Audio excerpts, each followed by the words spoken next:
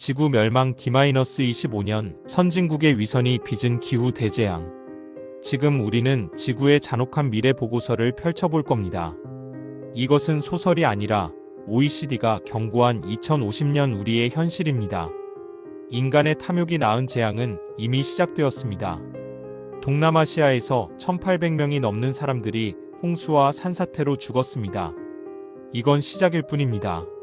아프리카 사헬은 기아와 가뭄에, 유럽은 40도를 넘는 살인적인 폭염에 쓰러집니다. 강대국들의 경제 성장이 환경 파괴 억제 노력을 무색하게 만들었습니다. 이 모든 재앙의 뿌리는 어디에 있을까요? 1. 무대응의 결과 2050년 약속된 파멸. OECD는 새로운 정책이 없다면 환경 압력이 성장에 압도당할 것이라고 경고했습니다. 2050년 지구 인구는 90억 명 이상으로 늘어납니다. 세계 경제는 지금보다 4배 가까이 성장합니다. 그 결과 에너지와 자연자원에 대한 수요는 폭발적으로 증가합니다. 더 나은 정책이 없다면 우리는 되돌릴 수 없는 수준의 자연 환경 자본 파괴를 겪게 됩니다. 2. 기후위선. 이 목표는 이미 휴지통으로. 가장 뻔뻔한 위선은 기후변화에서 드러납니다. 세계 온실가스 배출량은 2050년까지 50% 증가합니다. 주원인은 에너지 관련 이산화탄소 배출량이 70% 증가하기 때문입니다.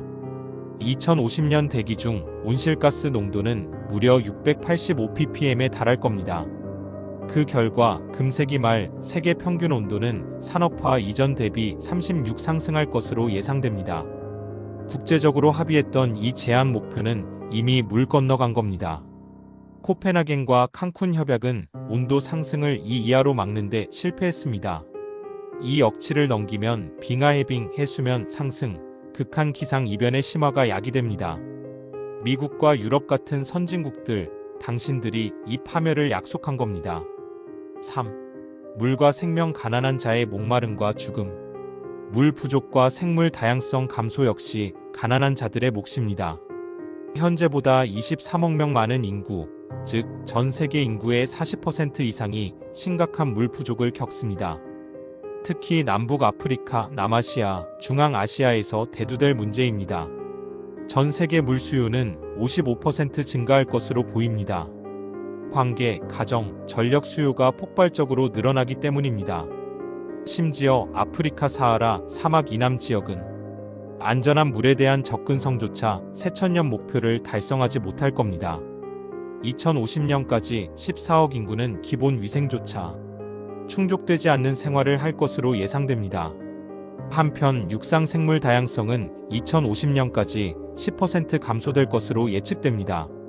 가장 큰 피해를 보는 건 생태계에 의존해 사는 농촌의 가난한 토착사회입니다. 선진국들의 무관심 아래 가난한 나라들은 말라 죽고 병들어 죽고 휩쓸려 죽어갑니다. 4. 강대국의 계산과 회계 장난. 세계 최대 오염원인 미국과 중국의 행태를 봅시다. 미국은 OECD 국가로 분류되어 이산화황과 질소산화물 배출량 감소에는 성공했습니다. 하지만 그 대가로 중국과 인도는 주요 에너지 소비국이 되었습니다. 중국과 인도에서는 미세먼지 노출로 인한 조기 사망률이 폭발적으로 증가하여 2050년 안에 360만 명에 이를 것으로 보입니다. BRICS 국가에서는 2050년의 대기 오염 감축 노력으로 오는 편익이 그 비용의 10배가 될 것으로 예측됩니다. 선진국들이 탄소 중립을 외치며 깨끗한 이미지를 가져갈 때 BRICS 국가들은 오염과의 처절한 싸움을 이어가고 있습니다. 심지어 OECD 국가들은 화석 연료 제품과 이용 지원액으로 매년 미화 450억 750억 달러를 지원하고 있습니다. 개도국과 신흥경제국은 화석 연료 소비자 보조금으로 4천억 달러 이상을 제공합니다. 입으로는 환경을 외치지만 실제로는 오염을 돈으로 지원하는 뻔뻔한 이중성입니다. 5. 무대응의 비용. 돈으로 따질 수 없는 파멸. 선진국들은 항상 비용을 핑계로 행동을 미룹니다. 하지만 무대응의 비용은 훨씬 더 높습니다. 기후변화에 대한 무대응의 비용은 높게는 인당 평균 세계 소비의 14%까지 될 것으로 예측됩니다. 반면 지금 조치를 취한다면 세계 경기 성장률을 연 평균 0.2%p 감소시키는 정도로 막을 수 있습니다. 이 비용은 대략 세계 GDP의 5.5%가 되는 금액입니다. 우리가 지금 행동하지 않으면 나중에는 14%를 잃게 될 겁니다. 이 단순한 계산조차 외면하는 것이 선진국의 이기적인 현실입니다. 6. 지금 행동만이 살 길이다. 자연 시스템에는 한 번 넘으면 복구할 수 없는 티핑 포인트가 있습니다. 종고갈, 지하수 고갈, 토양 훼손. 우리는 이미 벼랑 끝에 서 있습니다. 우리는 무대응의 결과를 피하기 위해 오늘날 신속히 행동해야 합니다.